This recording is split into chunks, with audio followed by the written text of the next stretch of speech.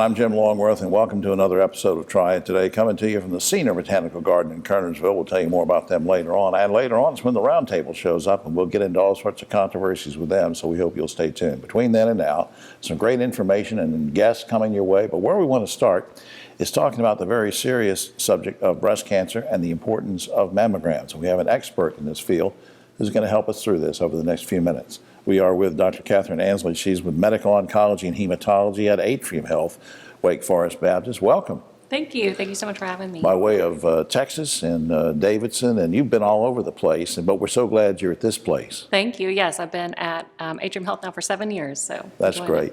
On a serious note, October, as Justin Gomez was reminding me the other day, October is Breast Cancer Awareness Month, and that's great. And because healthcare providers and everybody, use that as a time to really hone in and say, hey, it's important, let's be educated, let's get the mammogram. But why is a mammogram so important?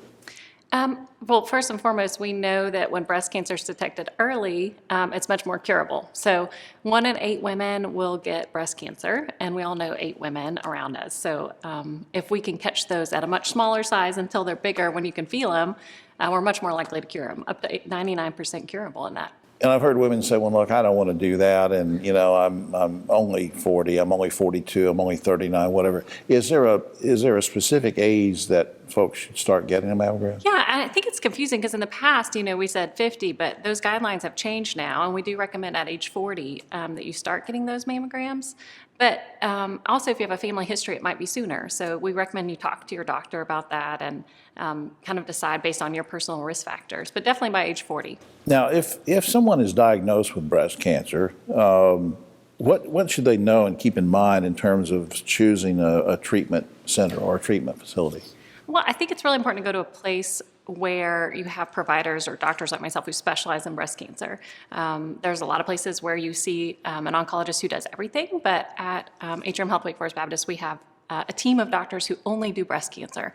And we focus on that and have specialty training in that area. And we just know that a place like Atrium Health has better outcomes because of that specialty training and just breast cancer, and makes the process a little smoother. Yeah, I read something that you sent me in an email about a nurse navigator, and maybe you can wrap that into, explain who that is, and wrap it into this as a question, which is, let's say somebody makes a phone call to your place, and what's the first thing that happens when she makes that call?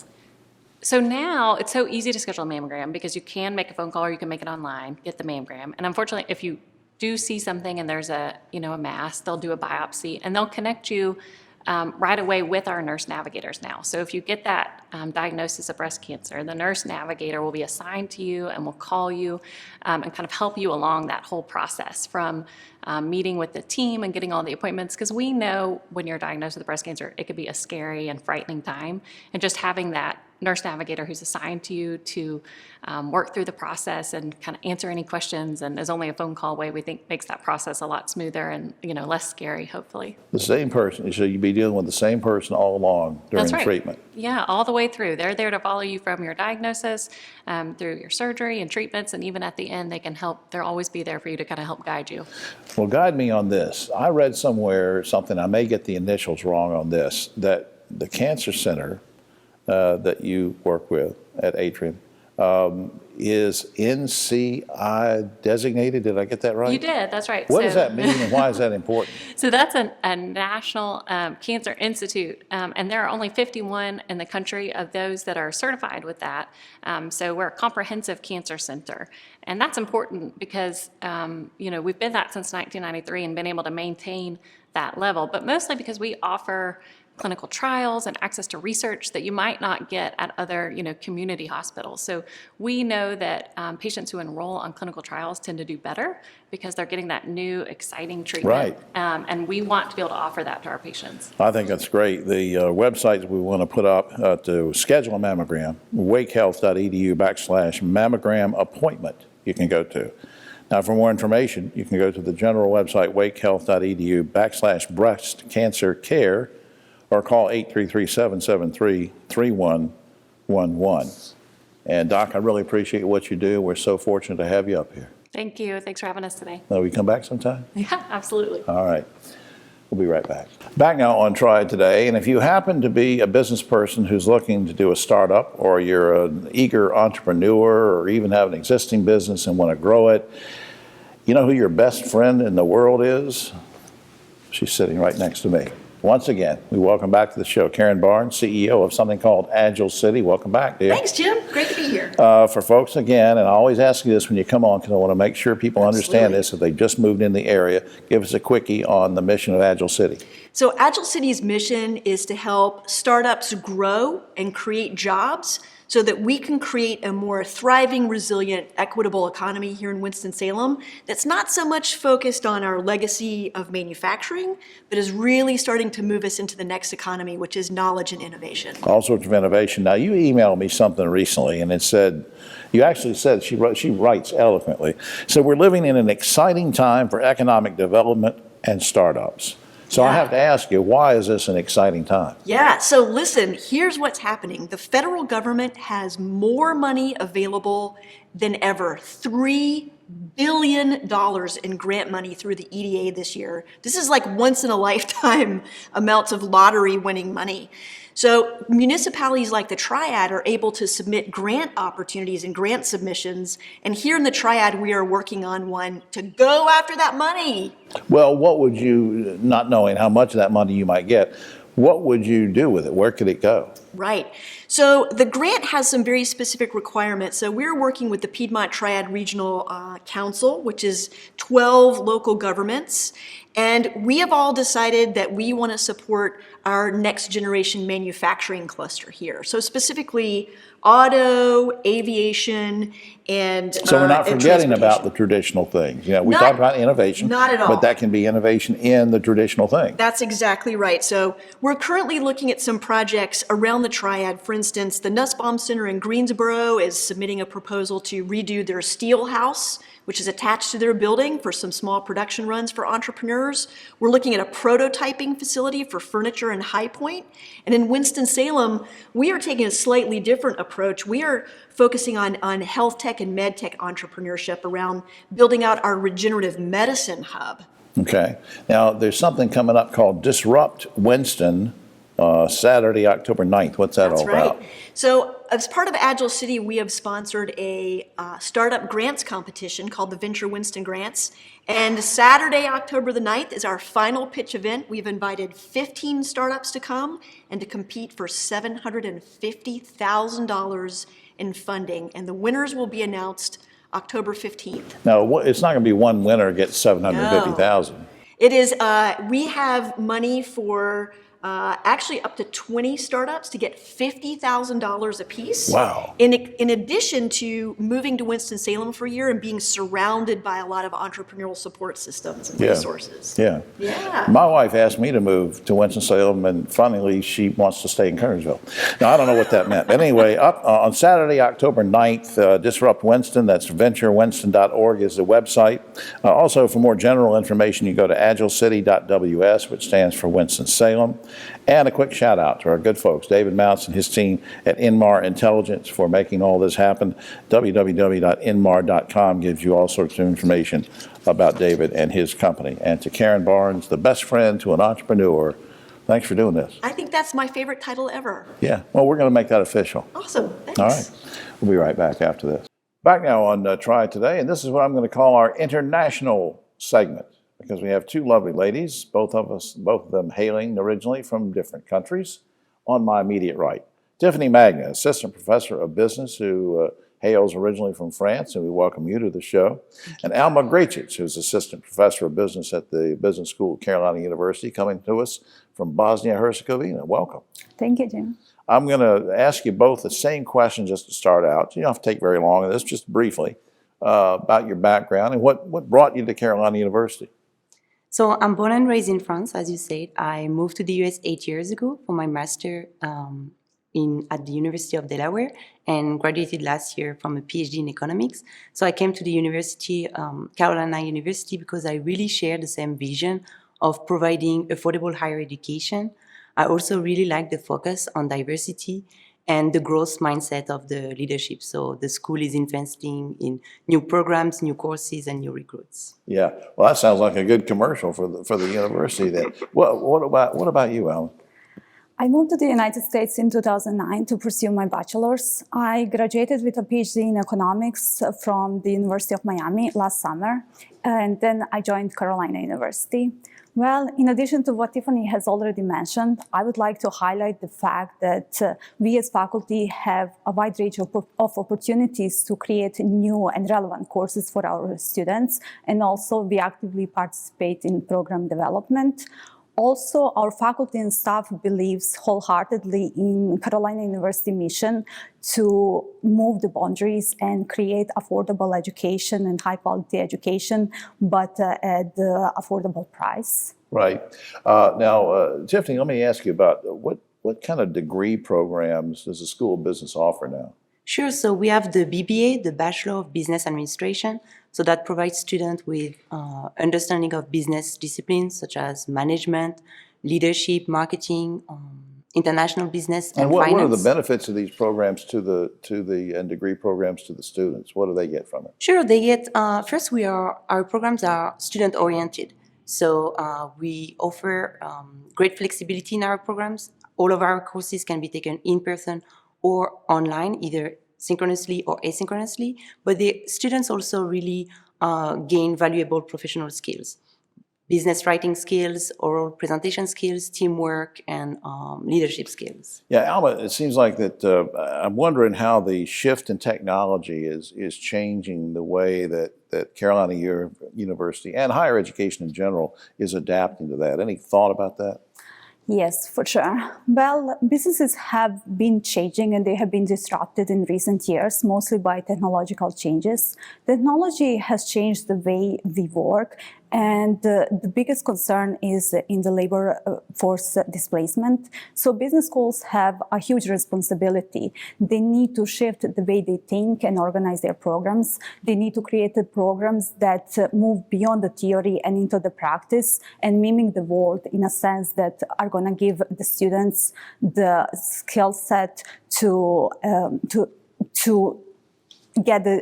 to be able to fight the challenges of a data-driven world. Right. And at our school, at the Patterson School of Business, we think about these challenges. First, we pride ourselves for our online course delivery.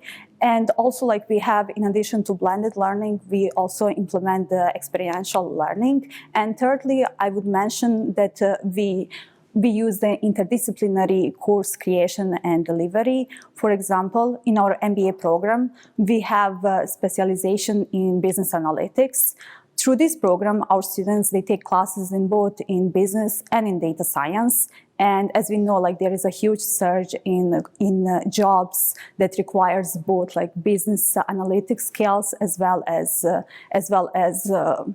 managerial and leadership skills. Right, and all those, of course, factor into getting the students prepared to work in and manage in the global economy. And I just appreciate what the two of you are doing, and there's so much more we could talk about, but time's about to run out, so I want to make sure I put this up on screen. carolinau.edu is the website, carolinau.edu, which we hope you will check out. And I can't think of two finer representatives of how unique the university is, and to have you two ladies here and doing what you're doing for so many students. I appreciate your work.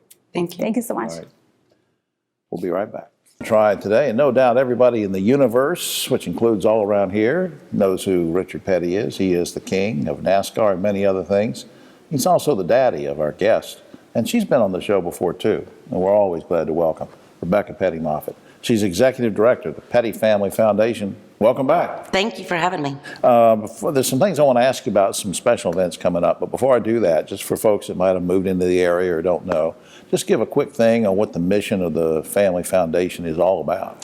So we started the foundation in 2008 as a way of our family to give back to the community. So we do a lot with scholarships for Randolph Community College and veteran groups and, children's groups. So we just like to say we help those who help others. And I think the foundation also is a big supporter of Victory Junction Camp, which is, of course, something that was started from the family, too. Now, I understand you have a big fundraising event coming up this week, and I want you to tell me a little bit about it. So we are having the 12th annual Richard Petty Golf Charity Classic, and it starts on Tuesday the 5th with a dinner, silent auction, live auction, some entertainment at the Petty Museum. Right. And then on the 6th, October the 6th, Wednesday, we're playing golf at the Grand Dover. It's going to be great. And of course, some people are watching this Saturday morning, some on Sunday morning. I don't know if there's any more availabilities for golf foursomes or what the deal is, but we'll give you some information in just a little bit. You can check that out and maybe try to either get to the dinner or contribute. Speaking of that, how much money are you hoping to raise from this? Well, as most nonprofits, 2020 was tough, Yeah. and we couldn't have functions, and it was hard to do fundraisers, and people were just not given. So, obviously we're going to be thrilled with anything that we are able to raise this year. Right. And of course, as you mentioned before, it goes to a lot of great causes, from folks this high on up, to adult veterans, to kids and everything, scholarships. You have some other events coming up later in the year. I don't know too much about them. Give me a little preview of what that might be. So we are teaming up with Ruba Trucks in November the 13th to do a Jeep show and cruise-in at the Petty Museum and Petty's Garage. And then December 11th will be our annual Christmas cruise-in, and we'll do a food drive to give back to local food banks, and we'll also have Santa Claus there. I have a 2007 Trailblazer. Do you think I should just cruise on in You with can. that?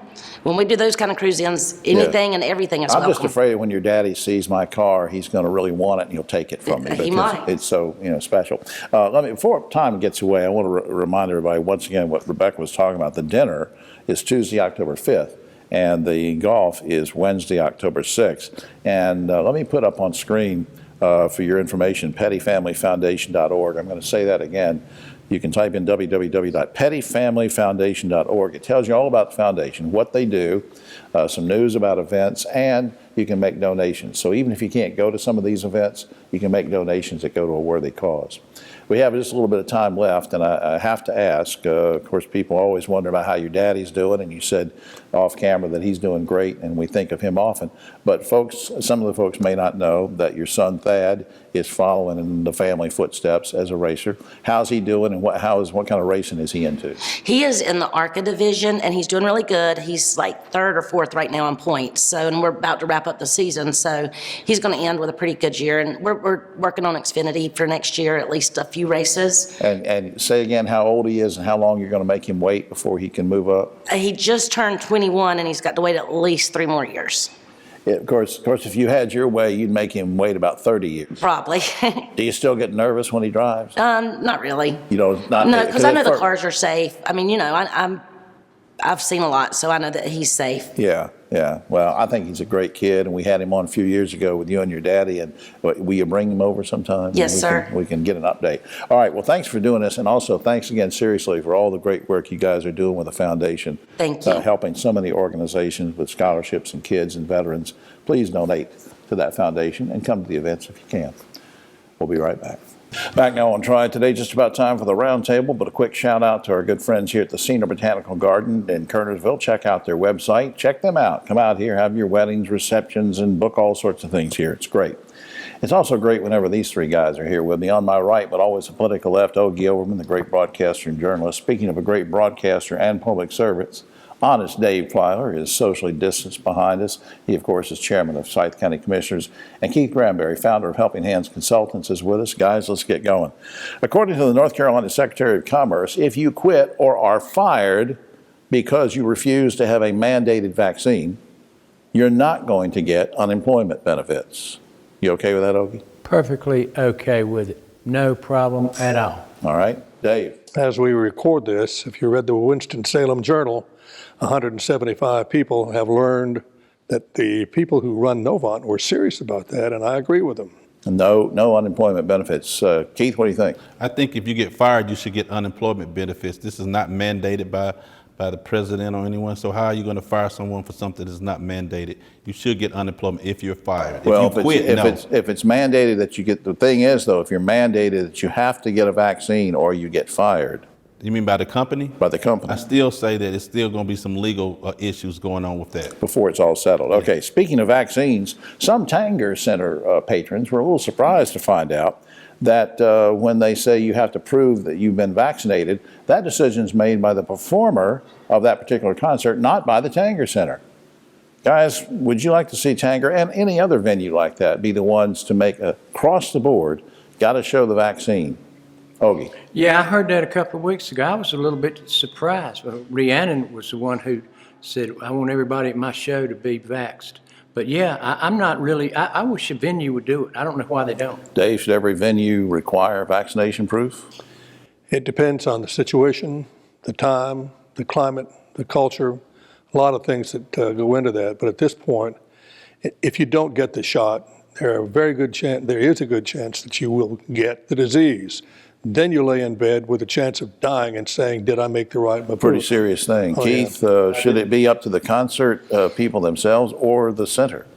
It should be up to the concert people themselves. I just came from a funeral of one of my great dear friends who died of COVID, and in New York, you know, they're having this issue with Kyrie Irving in the NBA, where in New York City you can't play unless you're vaccinated. So half of his season may be gone because he's not vaccinated. So there's some issues going on now. Jim, I might point out that the Forsyth County Public Health Department hasn't mandated it, saying, you know, you're going to go to jail if you don't do this. They are saying, though, they strongly recommend it. Yeah, we're going to see what happens with that. Now, speaking of sports, we mentioned Kyrie Irving. This season, the NFL is requiring that both the national anthem and the Black national anthem, Lift Every Voice, beautiful song, that both be played before each game. We're well into the season now, but I wanted to bring this up because some black and white pundits and columnists are saying together that could be more divisive than helpful. What do you guys think, Ogie?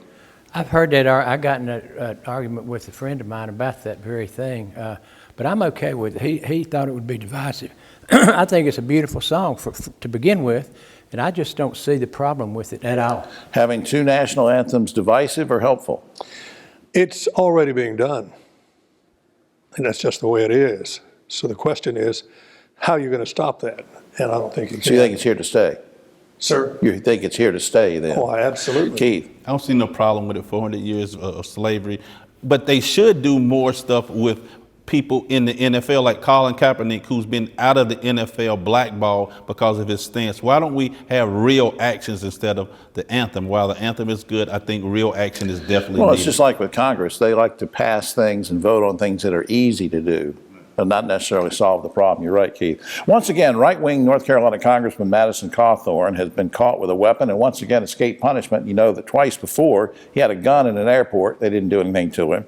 Then he goes to a Henderson County School Board meeting with one of these combat knives under his chair. The deputies under North Carolina state law, they can give you a pass. They can just give you a warning if you have a weapon in a prohibited area. But a county school board meeting, guys, should that law be changed so that a deputy has to arrest you if you have a weapon in a prohibited area? Oh. Yeah, that's one of the lamest gun control laws I've ever heard. I'm getting kind of sick of that guy. What if he was a black guy doing that? Oh, he'd You be think under, he'd get arrested? He'd be under the jail.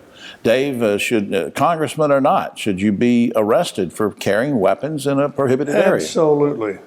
A lot of people think that because they're, quote, a congressperson, that they have that right, that they can do things that the rest of us little people can't do. Yeah. Not true. Keith?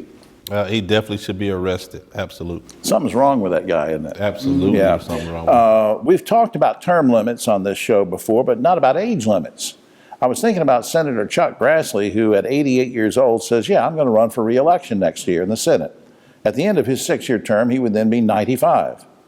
Guys, do you think there should be an age limit? Now, we've talked about term limits. Should there be an age limit on federal office holders, congressmen, senators, presidents? Should there be an age limit? Ogie? You know, I'm torn. My gut says yes, but I think of my uncle who was really as sharp as anybody could ever be at age 96. And some people just have that gene or whatever. I think they need a psychological evaluation to run for office. Dave Plyler, should there be an age Now, limit you on federal? already have age limits. You can't run for office until you're, what, 18 or 21? On the low end. On the low end. If you want to come to the upper end, there probably should be.